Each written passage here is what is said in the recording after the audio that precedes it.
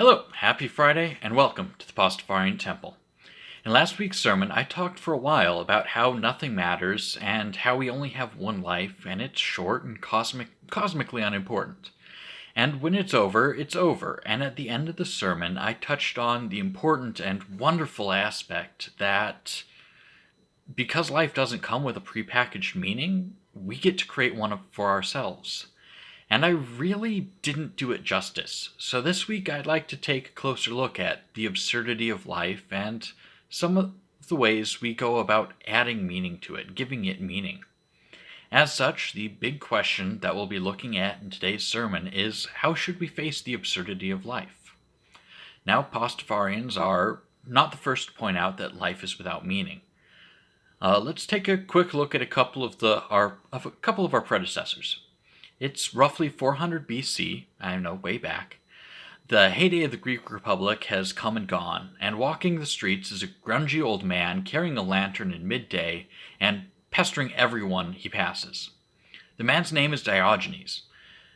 Today he's recognized as one of the first and probably most famous of the Cynics.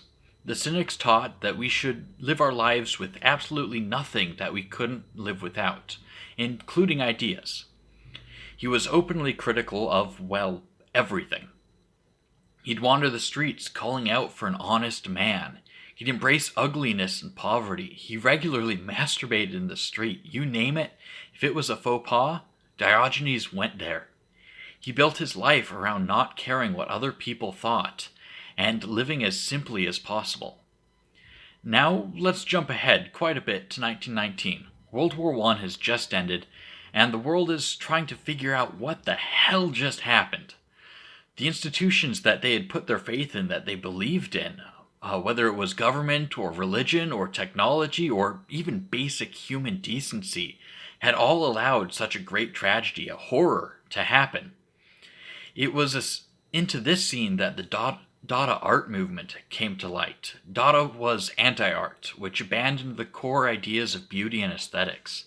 It was under this movement that artists could draw a mustache on a postcard of Mona Lisa, title it "She Wants to Get Laid," or the French equivalent, and call it high art or anti-art, as they would claimed.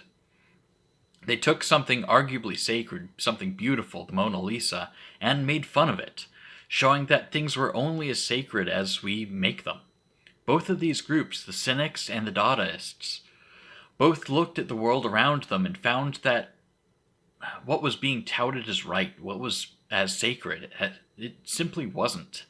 As Pastafarians, we can relate and learn some lessons from them, seeing where they went right and taking a note at their mistakes. From the Cynics, we can obviously learn to be critical of all things, but that's not all. They also focused on embracing the simple joys of life, uncomplicated by material ties and societal notions of importance. Cynic, after all, translates back to dog or dog philosophy. While it was originally meant as an insult, it is easy to see the connection between dogs and the happiness and enthusiasm of the simple life that the Cynics sought. We can learn to embrace the absurdity of the world, that nothing in the big picture matters, by simply enjoying the little things that make up that picture. We can also be careful not to make the same mistakes that distracted from the message of the Cynics. Diogenes took the ideals too far, abandoning many simple joys of life out of a notion that poverty was a virtue. He also arguably took his message too far, going beyond not caring what people thought of him to the point that he was actively going out of his way to antagonize those around him. The later Cynics had the opposite problem.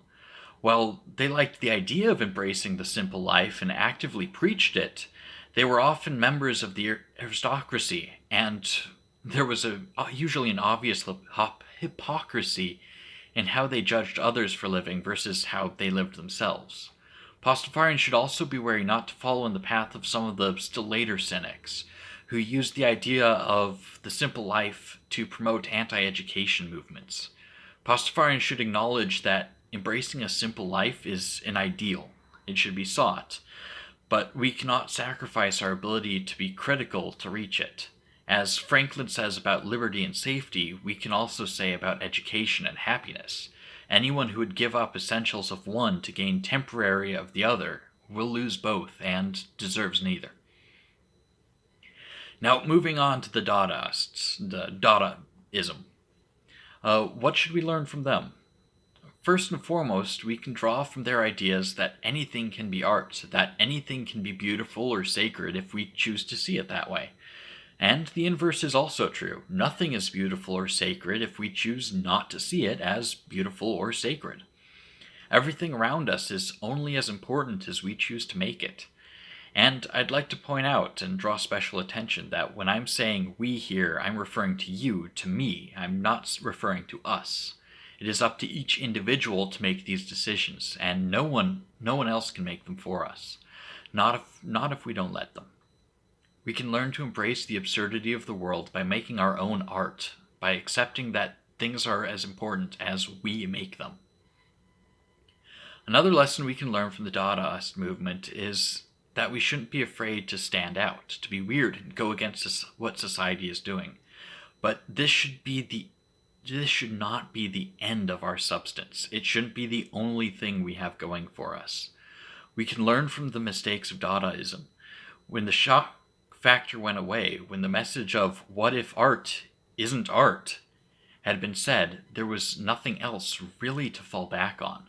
Shock humor, shock ideas, run the risk of only being relevant as long as there is still that shock value.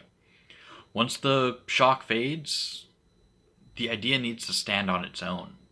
Pastafarians of other sects can often be guilty of this, proclaiming that I'm a Pastafarian and I demand that my religion be acknowledged, but falling apart and having no answer when asked what their beliefs actually are.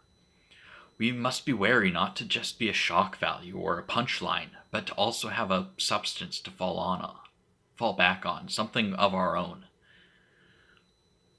Thank you for watching. Are there any big questions you would like us to do a sermon on? Please drop them in the comments below. Again, happy Friday, and may you be touched by his noodly appendage. Ramen.